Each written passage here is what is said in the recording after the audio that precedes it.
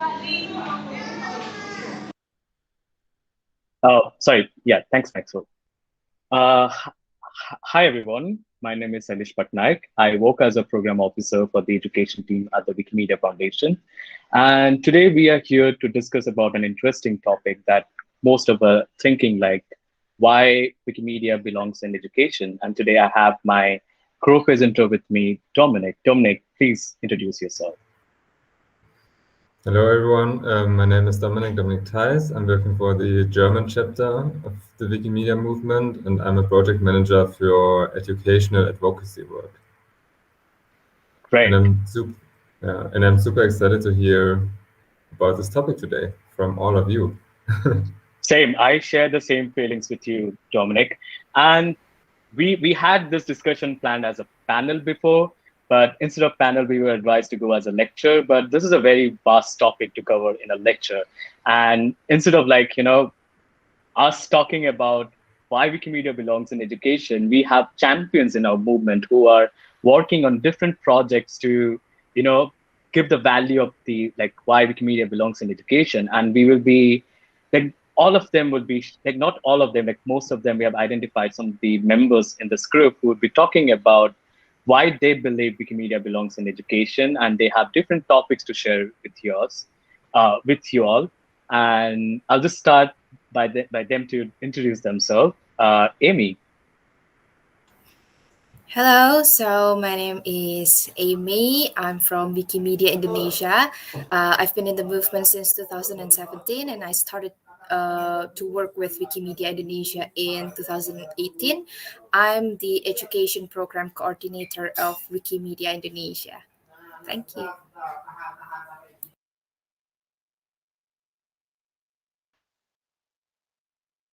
Ilario.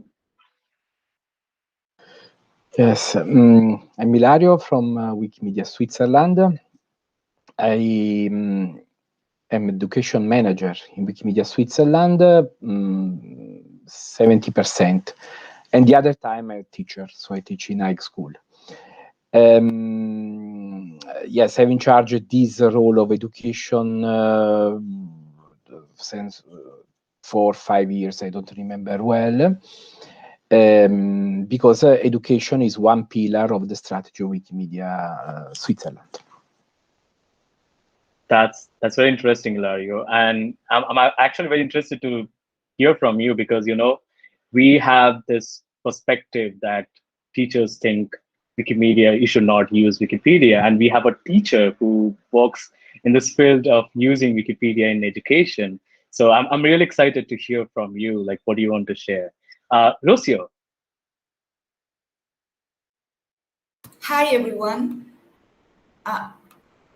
Okay. Hi, everyone. I'm Rocío Aravena. I'm a story teacher, and I am in charge of education and digital literacy of Wikimedia Chile. So, yes, I'm speaking here from Chile, Santiago de Chile. Another amazing, we have another teacher here. good to have you here, Rocio. Maxwell. Thank you. All right, thank you very much. My name is also Maxwell Bigani, all the way from Ghana. I am with the Open Foundation West Africa as a training associate, and I'm also an educator. I facilitate as a virtual tutor for educational technology at the Kwame Nkrumah University of Science and Technology, and I am also a biology tutor at the senior high school level because my interest is teaching girls. So I specifically teach girls in the senior high school, and I also work as a corporate trainer for organizations, and then in charge of networking and then also partnership. So I am somebody that loves education. So that is basically who I am, and I've been with the movement for close to about 4 years now. Thank you very much.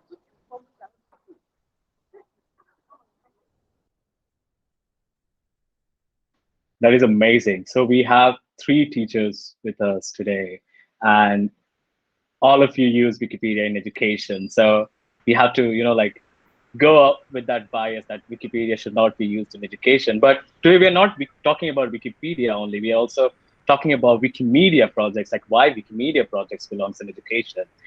Dominic, do you want to take it from now? Sure, thank you. I'm super excited to work with all of you for the next 20 minutes and talk about education and what we think is education, or what should be education, or the education programs of the Wikimedia movement. So when Salesh and I came together and we were thinking about like, okay, what to propose for the Wikimedia, we talked about education programs. And throughout the last years, we saw a variety of different education programs. Like some chapters are teaching Wikipedia in classrooms, others are working on tools, and others are doing advocacy work. And I think depending on the country, every time it's the right thing that all the chapters are doing, but there's a lot, and we just wanted to talk about like, okay, what does it mean to have Wikimedia in education? So yeah, maybe Salesh should talk a little bit about the history of the slogan Wikipedia belongs in education, Wikimedia belongs in education. Yeah. So I might not be factually correct, but I recently came across this newsletter article from Wikimedia Serbia, and they celebrated 15 years of using Wikipedia in the education program. So perhaps they are one of the first affiliates to have structured programs, really, like structured programs for education using Wikipedia in education. And we still need to like track. We have some records, so like when Wikipedia started being used in classroom programs. I guess the early examples go by 2002, 2003. But throughout the years, there has been some transfer, I would say, like some transformation. Like we started seeing value of other Wikimedia projects as well in like and how they could be used in education programs. I remember like as old as like maybe 2014 or 15, we were only using the term WEP, Wikipedia Education Program, where the community members are only using Wikipedia. And like Dominic mentioned, that does not happen anymore. Like we have multiple projects, students are contributing to different other Wikimedia projects, like from Commons, Wikidata, and we did this event last year called Wikidata Education Week, and we learned so many things, like how students and youth are learning different things, like different, not just learning, and also like contributing or experimenting with Wikidata. And that was a great learning for us as well, because we did not know that value of what that value shows in the project. And so just by going with it, I wanted to know, because as Dominic mentioned, we have so many different projects going on, programs going on in our movement, and we got to know most of them through our affiliates meeting. Thanks you all for joining some of these meetings and sharing your work. And it was very exciting to plan this proposal with Dominic, because we were already aware of like what are the things that are happening in our movement. And so today we will be highlighting some of those. I would like to invite Amy. Amy, if you want to talk something about the teachers training program and something related to the challenges you had, the state of education in your region, and any future programs or plannings you have for your affiliate, or for the languages you contribute to, and how Wikimedia gives an impact in the education in your region. Okay, thank you very much. There's quite a lot of questions. I hope I can remember. But yeah, I will. Yeah, I'm just gonna, I think, try to explain it like briefly. So actually, pre-pandemic, I think Wikimedia Indonesia had this program called Wikipelatih. It means something like training of trainers, but for teachers. So we had a collaboration with Teachers Association of the Republic of Indonesia, or we call them PGRI. So the purpose was to improve, of course, the teachers' digital literacy through the use of Wikipedia. So we had this training. I don't really remember. I think it consisted of several meetings. I guess 6 meetings, so 1 meeting per week.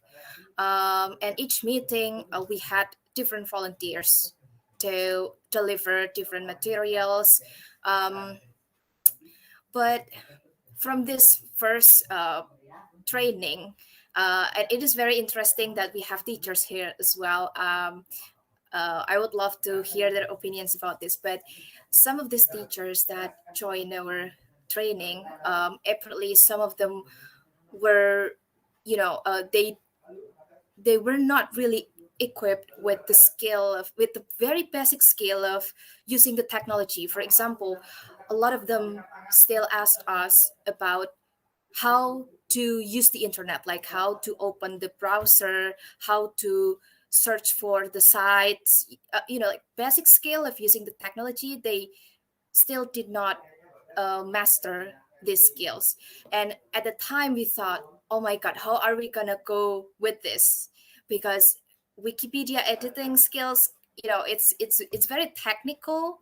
It involves like a lot of things, involves like skills of using the like your computers, the browsers, and they still did not know that. But and then we proceeded, and then some of these people who I think who did not really feel like they could continue, then they disappeared like halfway through the trainings. But we got I think only several people left at the end of the training, but only 2 people actually completed the training. And these 2 teachers, they managed to organize their own trainings. They managed to go to some schools and just held their own Wikipedia trainings. And these 2 teachers are still our active members or active volunteers.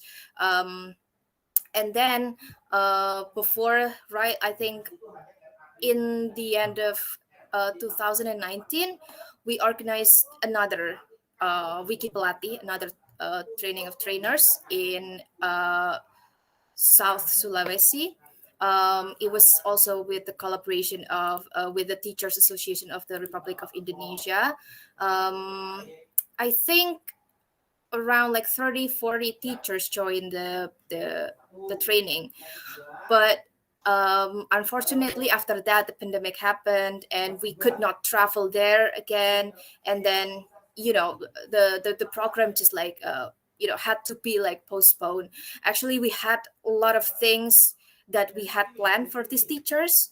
We plan to go back there to assist the teachers, how to organize the trainings, how to,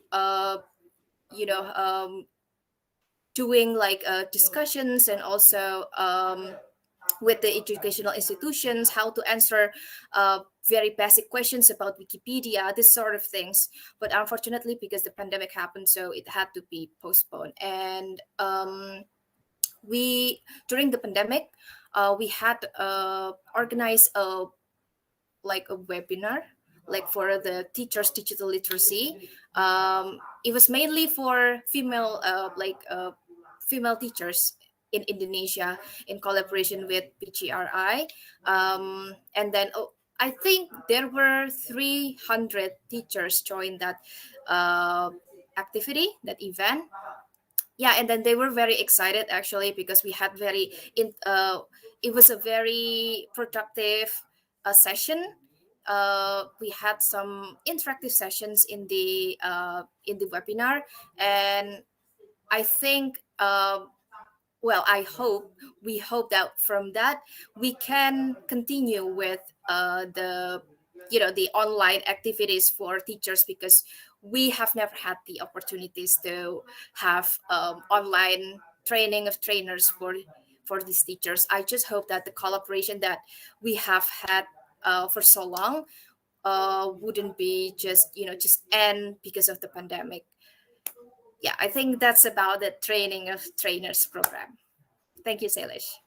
Thanks, Amy. That was very interesting, and I see the perspective that you have brought, like how you're also helping them in the digital literacy, like how that not just by contributing to Wikipedia, you're also helping them to learn about internet and other things as well. Dominic, you're my co-presenter, but I know Wikimedia Deutschland and your team members are champion in advocacy. If you would like to share something about that. I don't know if we are champions in advocacy, but we're learning every day a little bit more about how to influence politicians and decision makers, and how to make the framework for the internet and for Creative Commons a little bit better. So what we do with our educational work is that we dedicate ourselves and our work to advocacy work. So we, together with partners, with people from the educational landscape, like teachers, professors, people from the whole lifelong learning scheme, are coming together, and they're creating position papers and perspectives on things that happen in the educational system. So we bring them together, we write position papers, and then we bring these positions to politicians, to the ministries, to people who are in charge, who can, help us promote open and better accessible and freely accessible education, and also to make the framework better for the Wikimedia projects like Wikipedia, Wikimedia Commons, Wikidata, and so on. So that's basically what we are dedicated to do. And because of our work that we did in the last years, together with a lot of partners and allies, we managed to be at the right time, at the right place, with the right people, in order to create a learning platform that promotes open educational resources and free resources in Germany. So with the help of the ministry, we could create a platform, a search engine, or like Pinterest for education, that helps teachers and students and parents to better to find materials to learn and teach from home, online and digitally. So that's like a little story that I wanted to bring to the table. Thank you. And how about you, Ilario? We are doing like kind of the same thing, but also a little bit different things, right? Yes, I would say that we have a lot of similarities with Germany, because you know that in Switzerland, I always say that we don't have one single Minister of Education. We have 26 different cantons deciding the program. Now they are a little bit harmonizing their program, and happily now they introduced the concept of digital literacy at school. Already at an early stage. For this reason, I reviewed completely my program. I created new strategy.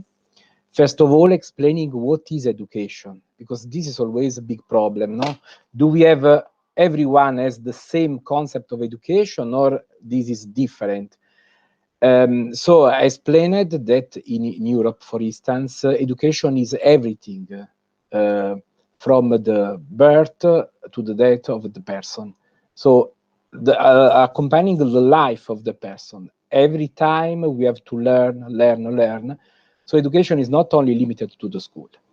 And this was important exactly to focus our project. Instead of going directly into the school, the program is to propose material tools to the teachers, because we know that we cannot substitute ourselves to the teachers, exactly because they have a strong relationship with the students, and they know better than us, the students. So basically we are more mentors. This is why I followed more or less the same path of Germany, creating a platform of open education, so proposing material to teachers, re-elaborating a little bit what we have already in our project, but using the same word, the same, let's say, the same concept used by teachers. the first biggest challenge has been to map the European skills with the Wikimedia project. So to say, okay, if you use this project, you can improve this skill in the students. No, and this has been a strong work exactly to help the search engine. After we supported the teachers that are developing tools. So, for instance, we have a Wikimini for a long time, developed by a teacher in elementary school. Decode des ados, which is a dictionary for students, developed by teacher. We are supporting Kiterzitik, which is a newspaper for students, developed by a group of teachers. So instead of substituting ourselves to teachers, we are supporting teachers to reuse the concept of Wikimedia project for their lesson. It's basically, this is a long work.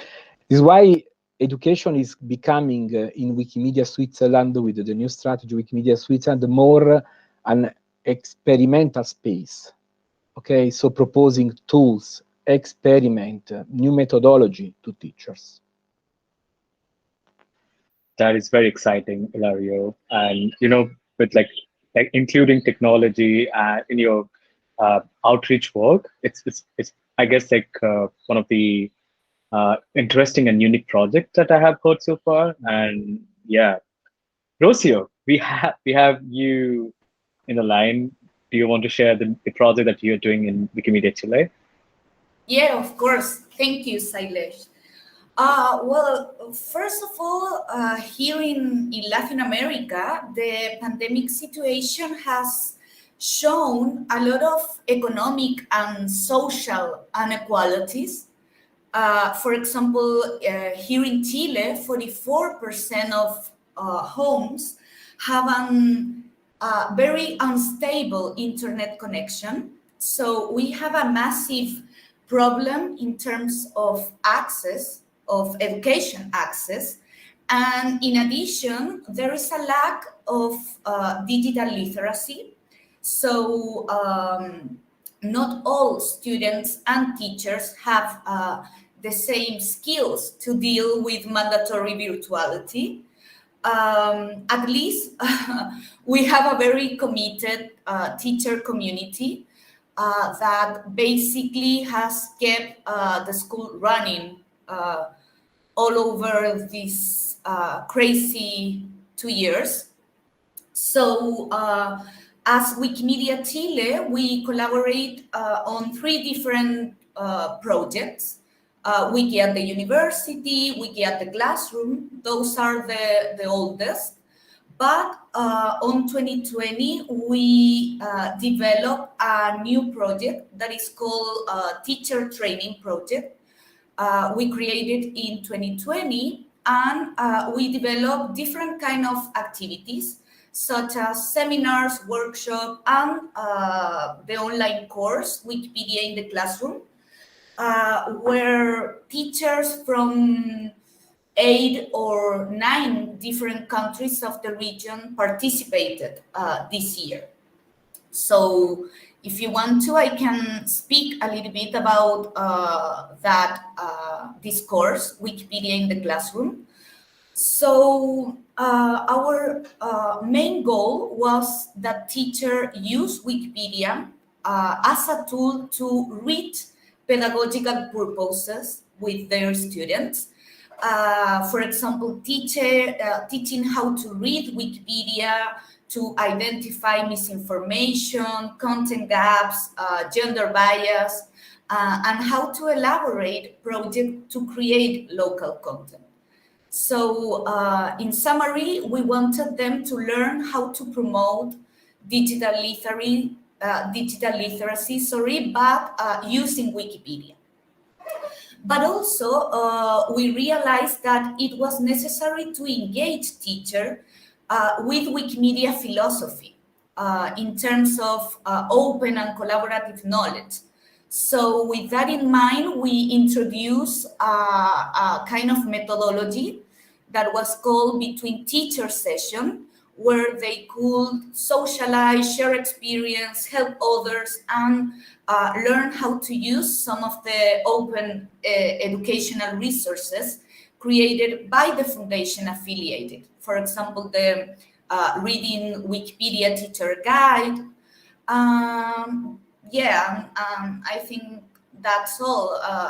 At the same time, also we encourage teachers to create those kind of resources on their own. So as a final activity, they elaborated pedagogical proposals to introduce Wikipedia for different learning outcomes, depending on the context.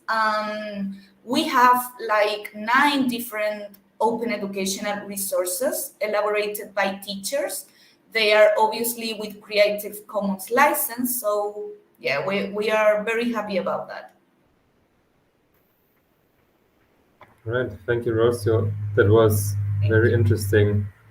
So the last in line so far is the Maxwell. Tell us a little bit more about your projects. Okay, so thank you very much. So our approach was to first identify the gap that existed, that the digital divide. Now we realized that most students, we were more focused on the students other than the teachers. So there was this project called the QX project that I started with my team, Open Foundation West Africa. The pilot, we looked at 3 institutions where we first engaged the teachers, and then we realized that most of these teachers wanted educational resources to aid them in teaching, but then they didn't really have access to internet because of the cost of internet and then other factors that may be involved.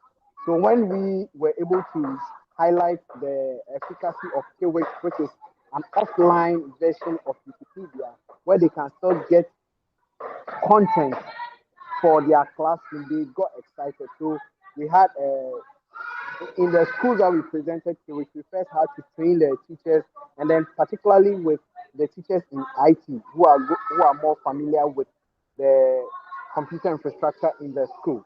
So we first had to also engage the students to understand their digital literacy levels, and we realized that most of them didn't really have access to. In fact, they were left behind. They didn't really understand this whole internet infrastructure, this whole digital space, digital world, and so our project was in 2 parts. The first one had to do with a workshop or a seminar to introduce them to what at all is the tech space, what at all is the internet space, what at all is Wikipedia. So as they got to understand that, that is when we had to do more installations on their computers to teach them how to look for information on keywords, which mocks the internet, so that as they get familiar with keywords, once they go into the internet space, they wouldn't be aliens of it. And it is sad to say, looking at their age and then doing a comparative study with the others in the Western world and other parts of the world, the onus was on us to exacerbate and then increase the reach of keywords in the school. So keywords now then metamorphosized into keywords for schools, that we visit schools to install the keywords for them, train them on digital literacy, etc., etc. And then finally, I also facilitate as educational technology tutor, where we have started training student teachers on understanding Wikipedia, so that they can also emulate and then serve as ambassadors for Wikipedia. Thank you very much. So this is basically what we are doing in Ghana. Thank you. Thanks, Maxwell. Thanks, everyone.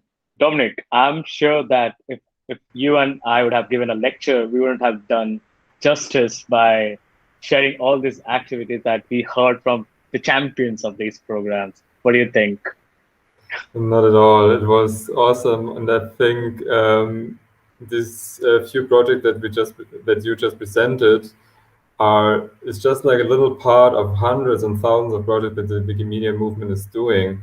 And it already shows that Wikimedia belongs in education, and the how is just to be defined, or maybe not to be defined, because like it's still developing. What we also saw is that well, the pandemic put ourselves in a situation where we had to face some challenges, but we also got some opportunities out of it in some ways. And yeah, I mean, digital literacies is it's like an ever-growing, more important thing that all of us have to have, and we as a movement want to promote that lifelong learning is like the context of it, so it doesn't start and doesn't end at any time. And yeah, I think we're gonna still keep experimenting. We're still gonna collaborating, and we all see the importance of collaboration and to have partners and to keep exchanging our ideas.